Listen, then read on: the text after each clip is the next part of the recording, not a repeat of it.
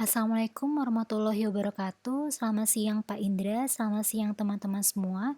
Pada kesempatan kali ini, saya akan menjelaskan sebuah topik yang berjudul Molecular Genetics of Cleidocranial Dysplasia and its Perspective in Orthodontic.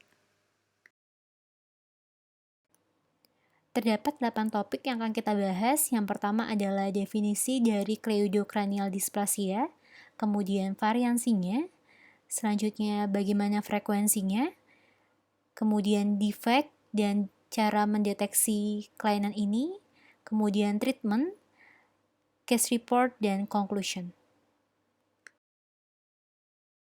Cleidocranial dysplasia pertama kali ditemukan oleh Pierre Marie dan Paul Sainton pada tahun 1898. Kelainan genetik ini juga dikenal dengan istilah Marie and Sainton disease, mutational dysostosis, atau cleidocranial dysostosis. Cleidocranial dysplasia atau yang dapat disingkat dengan istilah CCD berasal dari kata cleido yang berarti clavicular atau collarbone, cranial yang berarti tulang, dys yang berarti abnormal, dan plasia yang berarti formation, merupakan kelainan genetik pembentukan tulang yang disebabkan oleh mutasi gen RUN-related transcription factor 2 atau core binding factor subunit alpha 1 pada kromosom 6p21. CCD ini disebabkan oleh mutasi pada gen RUNX2 pada kromosom 6p21 yang berarti mutasi terjadi pada kromosom 6, lengan P, region 2, dan subregion 1. RUNX2 gene ini mengkode spesifik RUNX2 protein yang berperan sebagai transcription factor yang nantinya penting dalam diferensiasi stem cell menjadi osteoblast dan kondrosit. Osteoblast, seperti yang kita tahu, berperan dalam proses pembentukan tulang, dan kondrosit berperan dalam pembentukan tulang kartilago. Ketika terjadi mutasi pada gen RUNX2, maka produksi RUNX2 protein akan berkurang, sehingga menyebabkan penurunan pembentukan osteoblast dan kondrosit yang berakibat terjadi hambatan pada pembentukan tulang dan kartilago.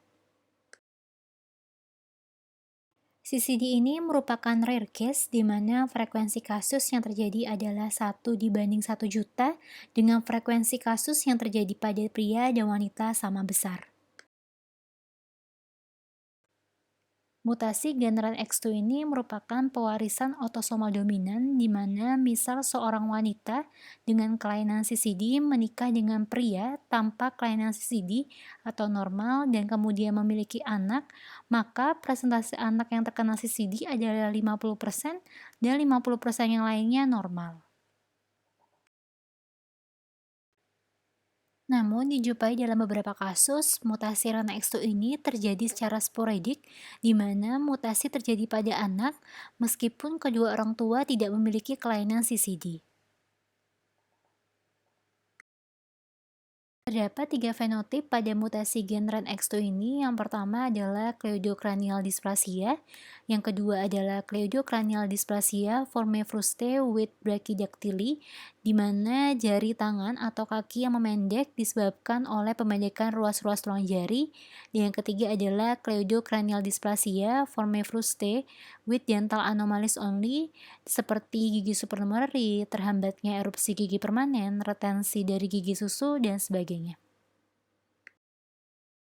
Defect yang terjadi pada CCD ini antara lain, yang pertama adalah short stature, di mana pasien memiliki postur tubuh pendek, kemudian hipoplasi atau aplasia clavicula, sehingga pada pasien yang memiliki CCD dapat menggerakkan bahunya ke depan.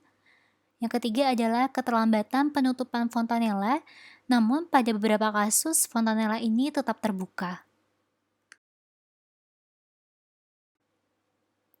Kemudian brachydactyly, yaitu pasien memiliki jari tangan atau kaki yang memendek. Kemudian hypertelorism, di mana pada penderita CCD memiliki jarak antar pupil mata lebih dari orang normal. Kemudian bridging nose, yaitu hidung yang datar dan lebar. Selanjutnya yaitu midface retrusion, di mana terjadi pemendekan vertikal pada daerah infraorbital dan perialar serta berkurangnya sudut nasolabial. Kemudian frontal bossing, yaitu penonjolan bilateral pada frontal lateral bone prominence.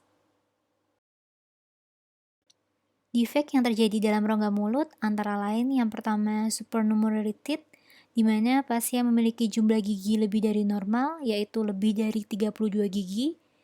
Yang kedua, terdapat retention case akibat gigi yang terhambat erupsi. Kemudian terjadi enamel hipoplasia. Dan yang terakhir, terjadi retensi dari gigi susu atau gigi susu tidak tanggal dan keterlambatan erupsi dari gigi permanen. CCD ini dapat dideteksi sebelum kelahiran maupun setelah kelahiran.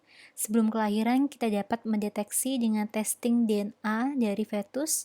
Terdapat dua cara testing DNA, yang pertama dengan teknik amniocentesis yang dapat dilakukan setelah minggu ke-15 kehamilan.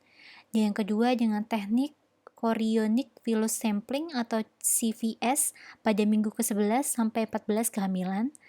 Metode-metode ini digunakan untuk kehamilan yang beresiko tinggi, misalnya jika orang tua memiliki anak lain yang didiagnosis dengan CCD atau salah satu orang tua memiliki CCD. Kemudian deteksi setelah kelahiran, yang pertama dengan X-ray atau pemeriksaan radiografi, kemudian dilakukan physical examination, dan CCD ini juga dapat dideteksi dengan DNA testing of the RUNX2 genes dengan pemeriksaan darah. Treatment yang dapat diberikan kepada pasien dengan CCD antara lain yang pertama adalah koreksi ortopedik. Di sini kita dapat mengoreksi multiple dislocated shoulder, radial head, dan hips. Yang kedua adalah pemberian kalsium dan vitamin D pada pasien yang memiliki bone density kurang dari normal atau pasien yang memiliki osteoporosis. Yang ketiga adalah dental treatment, dapat dilakukan surgery pada gigi susu yang retensi dan gigi-gigi impaksi. Kemudian dilakukan perawatan ortodonti dan prostodonti untuk mengembalikan fungsi rongga mulut serta memperbaiki estetik. Kemudian pada pasien yang memiliki middle ear infection dapat diberikan treatment tympanostomy tubes. Treatment kelima yaitu speech therapy dan hearing evaluation yang dilakukan sedini mungkin. Kemudian prevention of head injuries, misalnya pada anak yang fontanella belum tertutup sempurna, dapat diberikan alat pelindung kepala untuk menghindari trauma. Kemudian, treatment ketujuh adalah genetic counseling pada anak maupun orang tua sebagai bentuk supportive treatment. Dan yang terakhir adalah monitoring pada wanita CCD yang hamil. Kita masuk ke case report. Seorang perempuan berusia 16 tahun datang dengan keluhan crossbite atau gigi nyakil dan gigi permanen belum tumbuh sehingga mengganggu penampilan. Dalam pemeriksaan intraoral, terlihat pasien dalam masa gigi bercampur dengan malokusi kelas 3, overjet negatif 3 mm, overbed negatif 7 mm, tidak ada pergeseran midline, masih terdapat semua gigi susu kecuali gigi 72 dan gigi molar permanen pertama atas, bawah, kanan, dan kiri sudah erupsi. Berikut pemeriksaan penunjang. Yang pertama adalah pemeriksaan radiografi panoramik dan didapatkan hasil tidak terdapat benih gigi 31 secara kongenital, lokasi gigi permanennya ektopik, terdapat kista pada gigi premolar rahang bawah, dan terdapat gigi supernumerary berjumlah 7 buah, yaitu 1 pada rahang atas dan 6 pada rahang bawah. Kemudian pada pemeriksaan radiografi cefalometri didapatkan hasil hiperplasia mandibula, dan ANB pasien negatif 1 derajat, Width negatif 0,3 mm, dan FMA 20,2 derajat. Pada pemeriksaan frontal dan chest radiograf didapatkan hasil terdapat pathognomonic appearance dan hipoplasia clavicula. Treatment progress pada pasien ini yang pertama dilakukan pencabutan pada gigi susu dan gigi supernumerary, kemudian dilakukan surgically exposed pada gigi permanen yang impaksi. Selanjutnya, pada gigi impaksi tersebut dilakukan pemasangan bracket edgewise untuk dilakukan orthodontic traction. Kemudian digunakan dentomucosa support semi-fixed appliance sebagai anchorage untuk traksi atau penarikan gigi yang impaksi tersebut. Selanjutnya digunakan gigi artifisial yang telah dipasang bracket untuk menunjang estetis pasien dan juga sebagai anchorage traction. Kemudian koreksi crossbite dengan maligan ekspansi dan elastik kelas 3. Dibutuhkan waktu selama 5 tahun untuk mengeluarkan gigi-gigi yang impaksi ini, dan treatment progres ini berjalan selama total 8 tahun. Berikut hasil treatment pada pasien before treatment dan after treatment, di mana tercapai hubungan yang harmonis antara facial soft tissue dan normal convexity dari pasien. Dan di sini pasien juga memiliki senyum yang lebih estetis dari sebelumnya. Hasil treatment intraoral didapatkan bahwa gigi yang tidak rapi sudah terkoreksi, pasien memiliki oklusi yang stabil, overbite dan overjet pasien normal, serta relasi kaninus dan molar pasien kelas 3 diakibatkan tidak adanya benih gigi 31. Dalam hasil ronsen panoramik dapat kita lihat semua gigi susu sudah diekstraksi dan hanya tinggal 3 gigi supernumerary yang sengaja tidak diekstraksi karena tidak berpengaruh pada alignment dan stabilisasi gigi sekitarnya. Kemudian dilakukan follow up setelah 1 tahun pasca treatment dan didapatkan hasil yang masih stabil.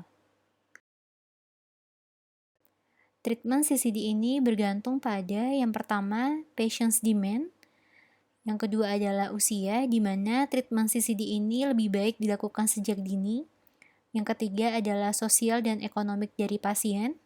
Yang keempat adalah eruption status of permanent teeth. Dan yang kelima adalah periodontal dan endodontic health.